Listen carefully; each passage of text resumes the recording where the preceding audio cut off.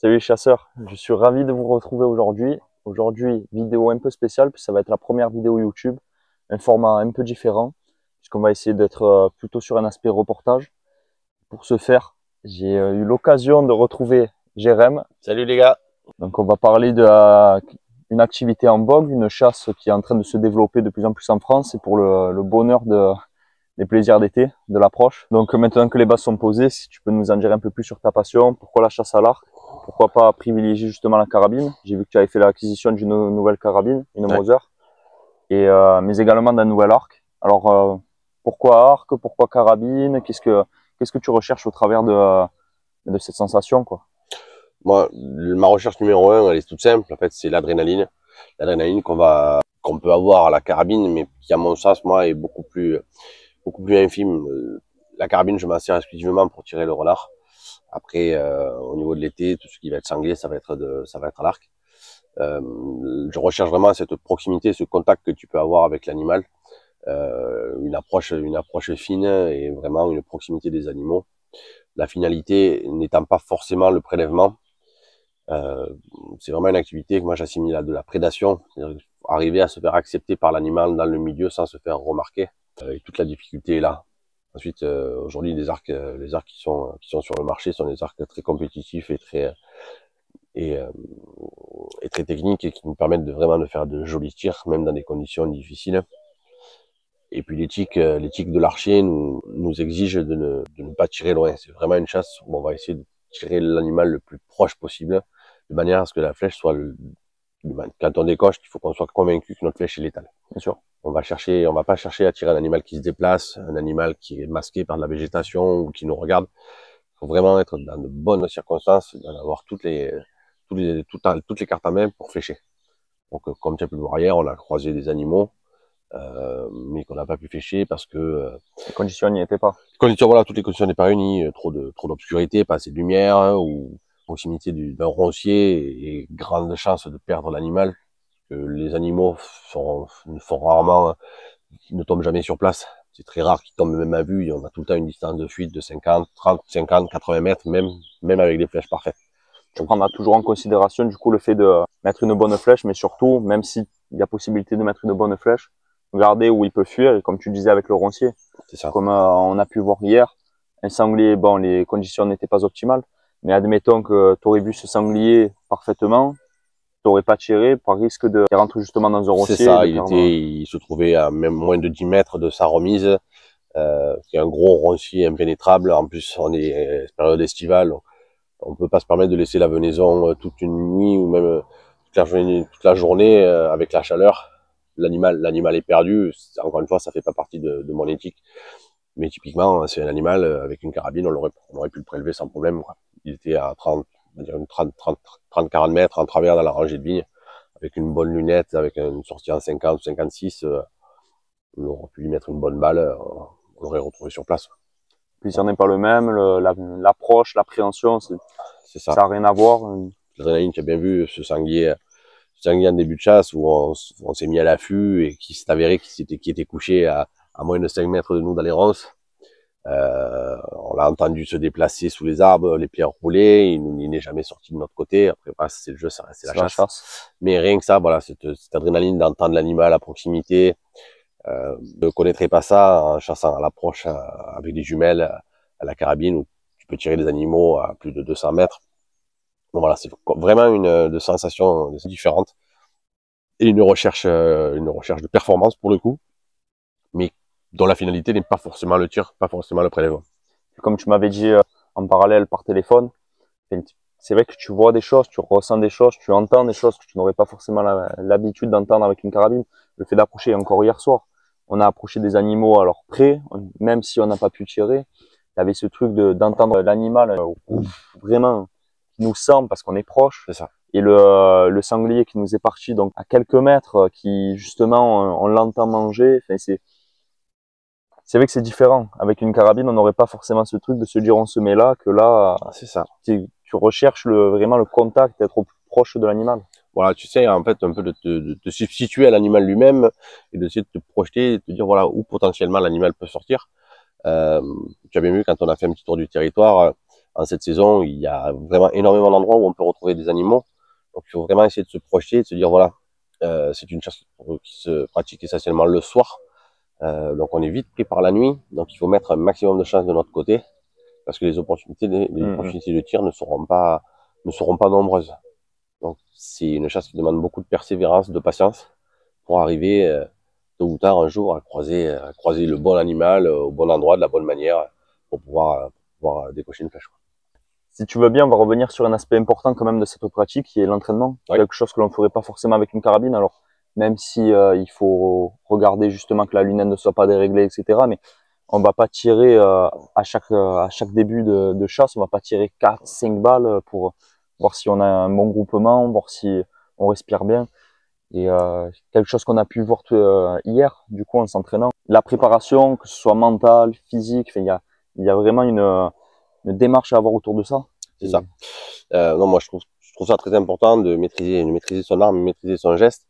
C'est ça que avant chaque sortie, je tire toujours une petite dizaine de flèches, afin de me remettre un peu dans le bain. Parce qu'il faut penser que les conditions de tir que l'on a sur son terrain, dans son jardin, en décochant quelques flèches, il faut y ajouter toute l'adrénaline et la pression qu'on va avoir en chasse lorsqu'il faudra décocher un animal qui sera proche de nous. On n'a pas forcément non plus le temps que l'on peut avoir quand on tire sur une carabine à longue distance où l'animal n'est pas du tout dérangé, il ignore notre présence. Là, on a tendance quand même à avoir des animaux qui sont entre 0 et 20 mètres, on va dire, ou 0 et 30 mètres dans le pire des cas. Mais à tout moment, ils peuvent nous repérer. Dire que on va avoir le laps de 3, 4, 5 secondes pour tirer. Donc il faut aligner l'animal et être sûr de décocher une flèche propre. Donc c'est vraiment important de maîtriser son arc, maîtriser son geste à toute distance, de manière à ce que l'opportunité de tir soit concrétisée. Bien sûr. Non, c'est super intéressant. Rien que de voir déjà les biotopes dans lesquels on agit, t'as toujours ce truc d'être proche de l'animal. Vraiment, j'ai l'impression le cœur de cette approche. Je trouve super intéressant l'aspect l'animal, il faut qu'il t'accepte. Je compare ça un peu à la chasse sous-marine. Beaucoup de chasseurs que je côtoie, ils me disent comme quoi, ben, typiquement le denchi, c'est un poisson donc ultra compliqué à chasser. Et alors je ne suis pas expert en chasse sous-marine, bien que j'en ai un peu pratiqué, mais beaucoup disent exactement la même chose. En chasse sous-marine, on va tirer une flèche à 6 mètres, grand max, et le denchi c'est quelque chose qui va nous voir. Et même si on a beau être caché, le denchi il a ce don de savoir que le chasseur sous-marin est là. Et là, ce que tu me dis, c'est exactement pareil. J'ai l'impression, encore une fois, ce sanglier hier couché qui était en train de manger, enfin, d'une certaine manière, il nous a entendu arriver, mais malgré ça, enfin, c'est comme si on faisait partie d'un biotope, que ce soit par l'aspect vestimentaire, l'aspect olfactif également. Voilà, toujours bien se positionner par rapport au vent, très important. Et encore, je me rends compte que les bruits sont moins dérangeants que les odeurs. Les animaux, on était à proximité d'une route. L'animal était là, était couché à 20 mètres, mais allez même pas à 20 mètres, à 15 mètres de la route. C'est vraiment le plus important, faire attention aux odeurs, faire attention au vent. Et après, voilà, les bruits, les animaux ont l'habitude d'avoir des gens qui passent sur le chemin, des promeneurs, ou des voitures, ou des vélos. On a vu, c'est pas enfui, même après, lorsque une voiture est arrivée de l'autre côté sur le chemin, des chiens qui ont aboyé, les animaux sont pas dérangés. Se faire accepter par l'animal, je m'en suis rendu compte, surtout sur du renard. L'animal vous repère, il vous voit, mais il ne s'enfuit pas forcément. Il est intrigué. Si vous bougez pas, il va continuer à faire sa vie. Vous allez pouvoir essayer de tenter une approche pour arriver à le prélever. Et c'est aussi vrai sur le sanglier. Voilà, c'est vraiment une chasse de patience et une chasse de discrétion, de concentration pour arriver vraiment à cueillir le Graal, à cueillir l'animal, quoi. Beaucoup des écolos, beaucoup d'anti-chasse surtout, nous disent comme quoi, ben, nous qualifient d'assassins. Là, si c'est pas trop indiscret, tu peux espérer que faire combien de bêtes dans la saison, bien que je me doute que le tableau n'est pas l'effet recherché, c'est surtout le plaisir avant tout. Mais voilà, en comparaison d'une carabine, à combien d'animaux tu pourrais espérer flécher sur du coup les mois estivaux de Sur la chasse à l'approche? sur la saison de chasse estivale, si je prélève mes 3 animaux, je serais content. Sachant que je sors à peu près 3 à 4 fois par semaine. Le ratio est faible. Il y a un gros travail de recherche derrière. Énormément de travail en amont. Moi, je suis sur le territoire depuis fin avril, début mai, afin d'observer.